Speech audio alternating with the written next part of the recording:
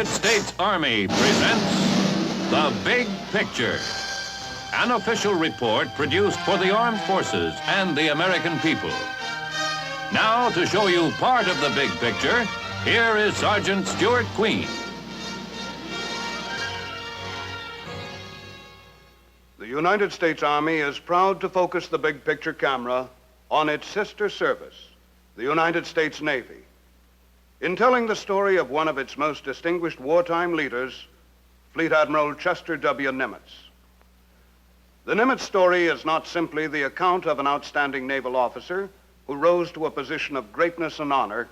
It is also the chronicle of our modern Navy, its coming of age, and its greatest triumph in the epic struggle for the Pacific during World War II. For just as many of our Navy's greatest victories resulted from Nimitz's brilliant planning and bold strategy, so Nimitz himself is the embodiment of the finest tradition of naval service. The Nimitz story begins before the turn of the century. Far from the ocean, he would one day command. Texas was a prospering state in 1885 when Chester Nimitz was born in the tiny town of Fredericksburg. There was room on the great western plains where a man could run cattle or farm and grow with America. Nimitz's people were pioneer stock, and their faith in their country's future formed the bedrock of their children's heritage. Although his pioneering grandfather had once followed the sea, there was little else in the boy's landlocked environment to point him towards the Navy. But while Nimitz grew, America's Navy grew too. The 100-year-old Constellation was still in use to train men during the Spanish-American War. But our sea battles were fought by revolutionary armored steam warships.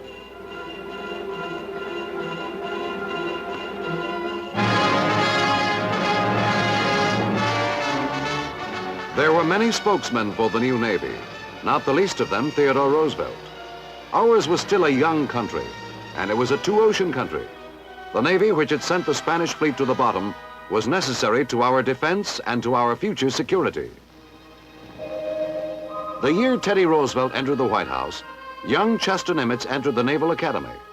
The future fleet admiral had never seen an ocean when he journeyed east. But like all young men away from home, he soon became accustomed to his new environment. He learned the Navy from the keel up and grew to love the tough and demanding life he shared with his fellow midshipmen. The physical training was as rigorous as the bookwork. At a school where the traditions of Jones and Decatur, Porter and Dewey governed a midshipman's life.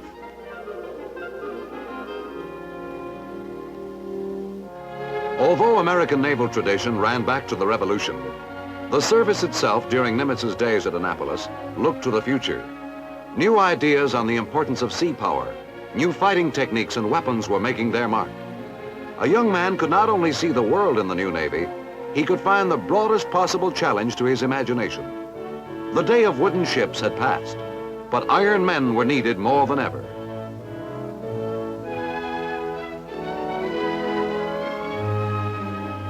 Nimitz was graduated 7th in a class of 114. Regulations required him to serve 2 years at sea as a passed midshipman before becoming an ensign in the regular Navy. This early technological marvel, one of our first submarines, was being tested for the Navy at the time Chester Nimitz joined the fleet. After duty in the Far East during the first few years of his career, Nimitz was selected with other outstanding young men to form what eventually became our Navy's submarine force. In vessels not far removed from this primitive model, Lieutenant Nimitz learned a difficult and dangerous profession. There were few books and no men of experience. You learned the only way you could, by doing it yourself.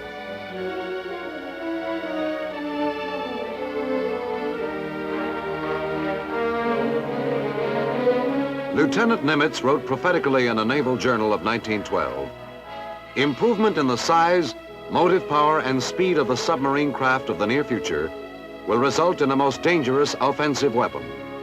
His prediction would be borne out by the importance of submarine action in the First World War.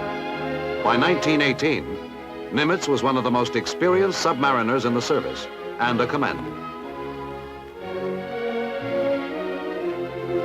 But a broad and varied background was essential to a man's career in the complex Navy. and the best place to acquire it was the surface fleet. Nimitz, when a captain, went on to command major warships in the 20s and 30s, including the cruisers Chicago and Augusta. During these years, he had full opportunity to study the kind of sea and air operations which later proved so successful in the war against Japan.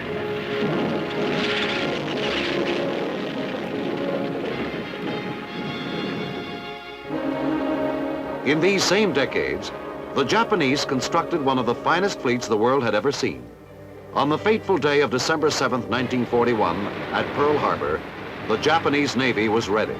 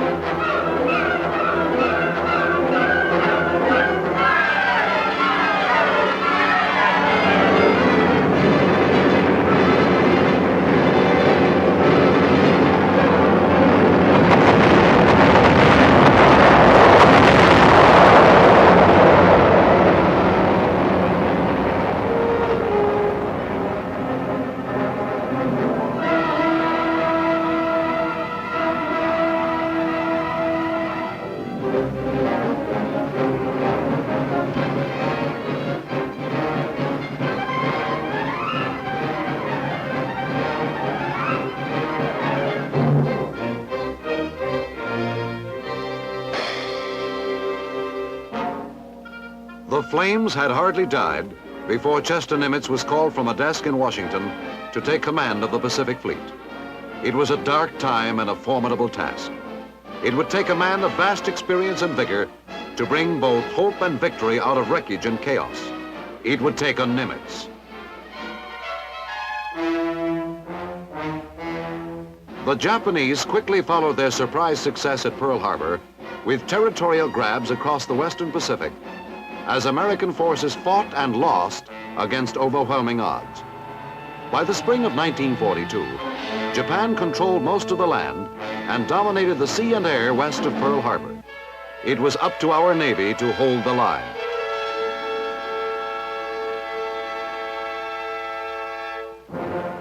But if we underestimated the Japanese, they also underestimated us. When they disabled the cream of our fleet at Pearl Harbor, they did not realize that we could recover so quickly.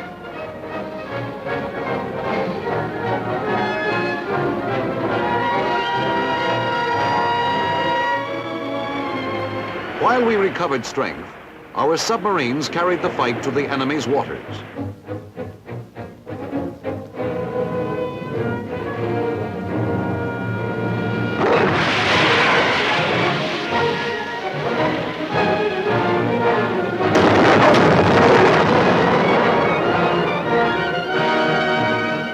The silent service that Nimitz had helped build now served him well.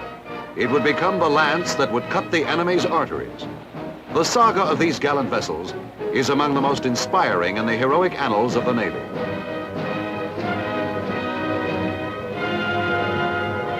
It was clear that we had to strike back in force. But where? Nimitz had a much smaller fleet than the enemy, and he was determined to use it. Where? The Coral Sea. Our forces met the enemy at Midway, too. The boldness and surprise of Nimitz's strategy in these two major engagements were enough to change the course of the war in the Pacific.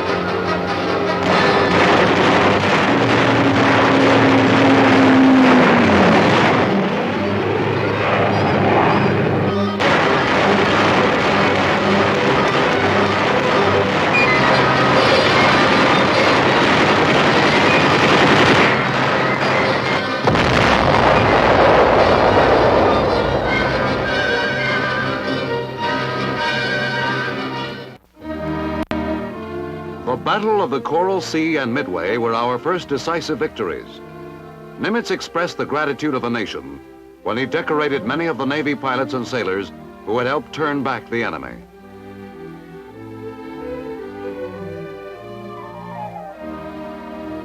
As the war in the Pacific slowly changed from one of desperate defense to one of confident offense, the men who directed it found the need for careful coordination ever greater. The combined Navy and Army forces under both Nimitz and MacArthur worked smoothly to batter down the walls of Japan's Pacific Empire. But the war could not be viewed on maps, and the grand strategy which defeated the enemy could not all be planned within the conference room. On an inspection tour with Admiral Halsey and Navy Secretary Frank Knox, Nimitz conferred with combat veterans in the Solomons following our bitter 6-month struggle for Guadalcanal.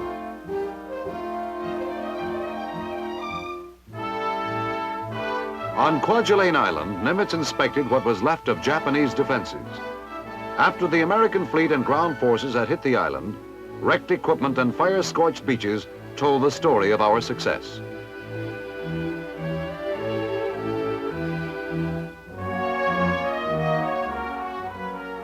Before the Pacific fighting entered its final phase, with the recapture of the Philippines and the final thrust at the Japanese homeland, MacArthur and President Roosevelt met with Nimitz at CINCPAC headquarters in Hawaii. Our capture of Saipan immediately before the meeting meant that a major rupture had been accomplished in Japan's inner defense perimeter. Although Nimitz and the other American leaders were unaware of it at the time, the Japanese General Staff was already asking its government for a peace settlement with the United States. The Americans did know, however, that Premier Tojo had been forced to resign, and their confidence was high. Plans for retaking the Philippines were submitted and approved at this meeting.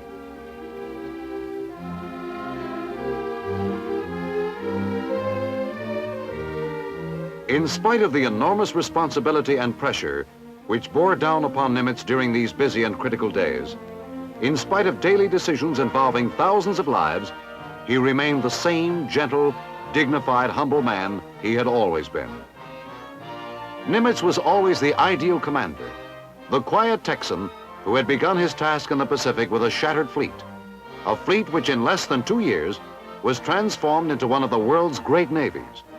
Under his strong, imaginative guidance, men of the Navy fought a sea war such as no men had ever fought before, and many new names were added to the list of American naval great. Coaching them, counseling them all in the epic struggle for victory was Nimitz.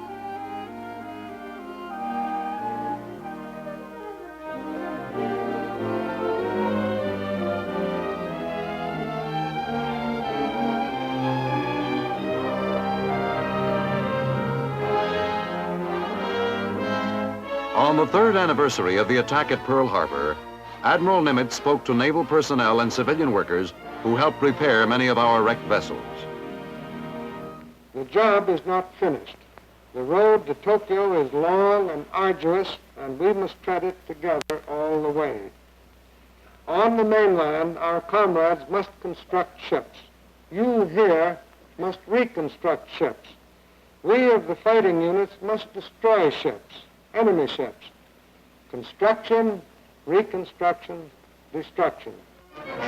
For Nimitz, there was no relaxation of responsibility. His life was filled with the critical business of high command as the tempo of the war increased and the relentless tide of American sea power swept forward. And behind his task, behind the decisions which moved the fleet ever closer to Japan, was the constant evaluation, the continuous re-examination of his strategy. Under his direction, Halsey, Spruance, Turner, and others used their forces with masterly precision and deadly effect, setting the pace for subordinate commanders. At New Guinea and the Marianas, the enemy felt our power. Finally, the day came for the Philippines.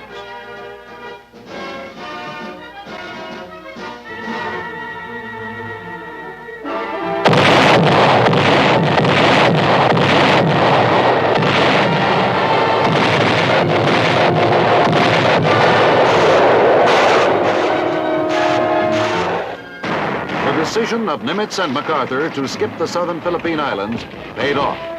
And on October 20th, 1944, American soldiers stormed the Leyte beaches. As the Japanese prepared to defend themselves against the American attack, their adherence to a cause already lost carried them to fanatical excess.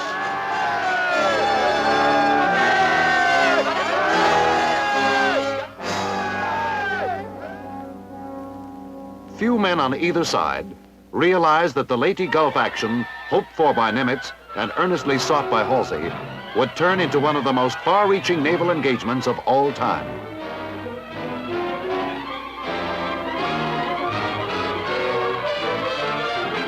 We threw everything we had at the enemy, and his losses were staggering.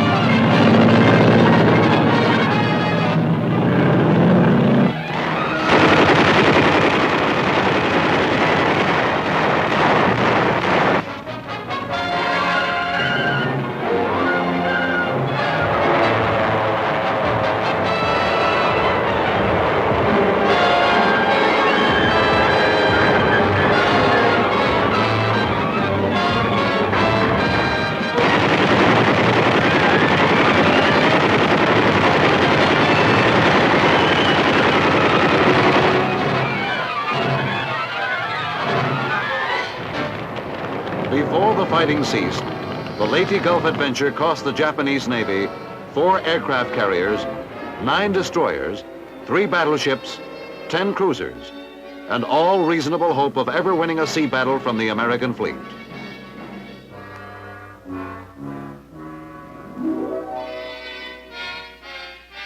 For some of our men, too, Leyte Gulf was the last fight. Many brave Americans who died in this action were honored at sea by their comrades.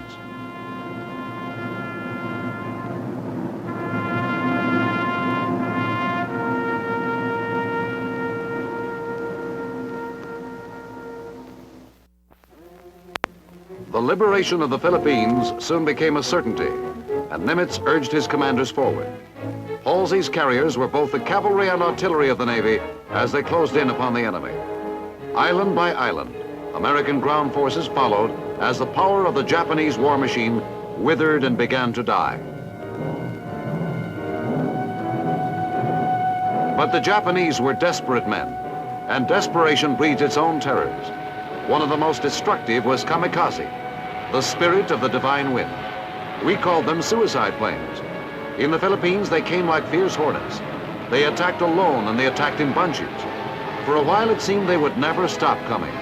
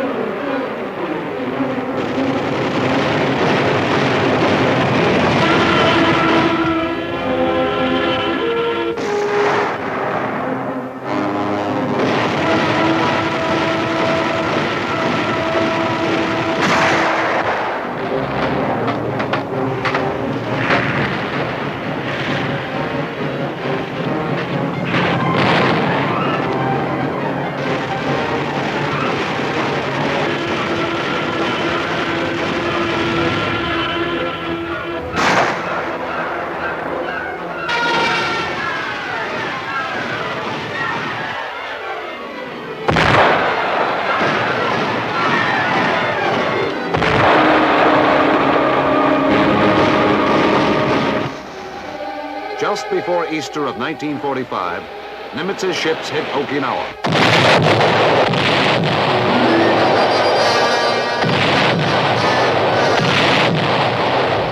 told 183,000 troops participated in this epic landing, with the heaviest naval support in the Pacific. Okinawa represented the final, but by no means the easiest obstacle on the road to Japan. As the troops streamed inland from the beaches, the opposition stiffened. It was the last ditch for the Japanese.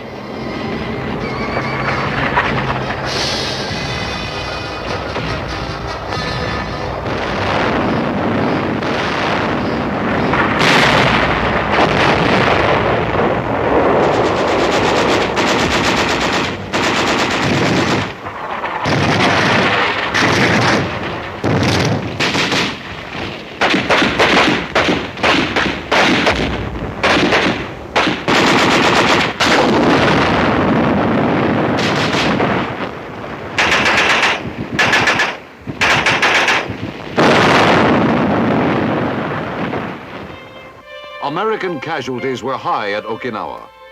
But for men who had carried their strength and their faith so far in the 3½ years since Pearl Harbor, victory was now in sight. Okinawa became the death rattle of the Japanese resistance. With one last convulsive effort, enemy pilots drove their deadly planes at our fleet, but we were ready.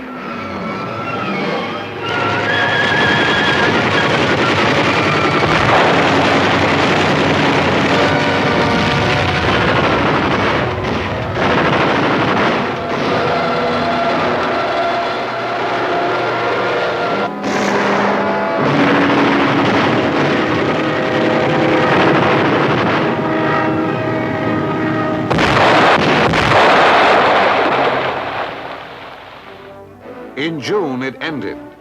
4,000 enemy aircraft had found their graves, and the only fire in the skies now came from the setting sun. Nimitz went ashore at Okinawa to view the remains. The hope and confidence which had been born at the Coral Sea and Midway during the dark and doubtful days of 1942 were here fulfilled. These were the men who had suffered the hardships of Guadalcanal and the frustration of New Guinea. Men who had brought in ringing victories in the Philippines and on the tiny island of Iwo Jima. This was their final triumph. Okinawa, the doorsill of Japan.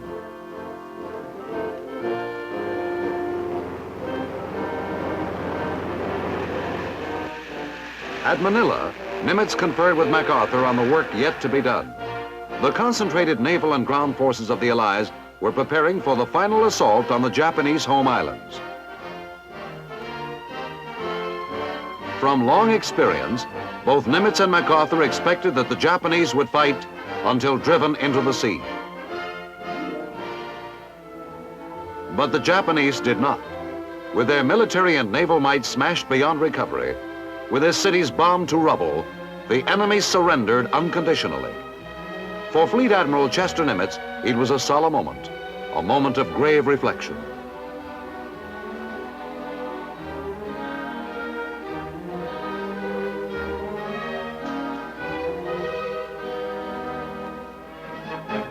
Upon his return, a jubilant nation greeted him. A day was named in his honor, and the whole city of Washington turned out to say thanks. Crowds jammed the streets to get a glimpse of the man who had done so much to bring them victory.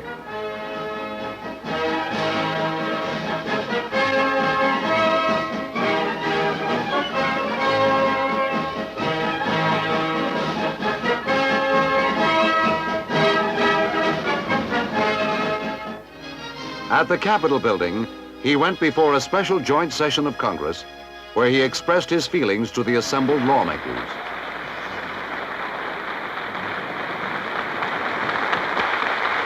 I am sensible of the fact that I do not come here as an individual, and I acknowledge at the outset that I am here only as a representative of the brave men who fought under my command in the Pacific.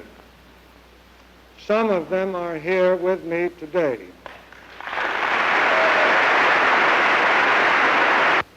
I pray that no future war may ever again find us unprepared. Most of all, I pray that such a war does not begin and end to our disadvantage before we can even begin to fight. This need not happen to us. It will not happen to us if we exercise our intelligence, our vigilance, and use our good, plain common sense and keep our fighting forces ready.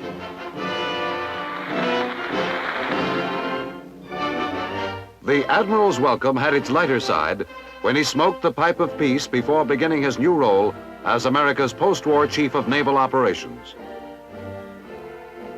From Admiral Richard Byrd, the new chief received a briefing on the 1946 Navy expedition to the South Pole. One of the many honorary degrees he received was awarded in a colorful ceremony with other naval and military figures at Columbia University in 1947. After his tour as Chief of Naval Operations ended in 1948, Nimitz accepted a United Nations appointment as plebiscite administrator for Kashmir. Few of Nimitz's experiences with the United Nations yielded more pleasure than a visit from members of the Japanese Diet. Our one-time enemy had become our friend, and the man who had been instrumental in their defeat joined in welcoming them to the community of free nations.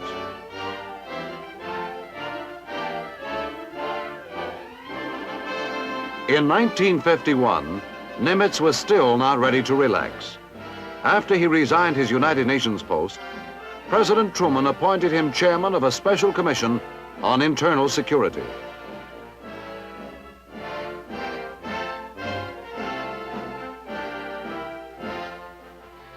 In the Berkeley Hills, not far from San Francisco, Nimitz lives quietly with his wife, but he continues to be active in naval affairs by serving as a special assistant to the Secretary of the Navy. A weather vane with 5 stars and a submarine replica are all that mark the Admiral's quarters. There is still much to keep him busy, and for the first time in many years, he also finds an opportunity to enjoy his garden.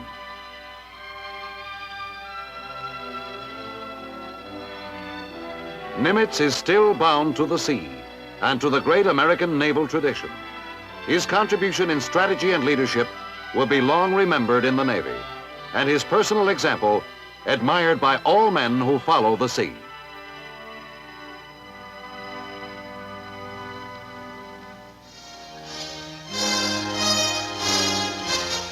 The Big Picture is an official report for the armed forces and the American people. Produced by the Army Pictorial Center. Presented by the Department of the Army in cooperation with this station.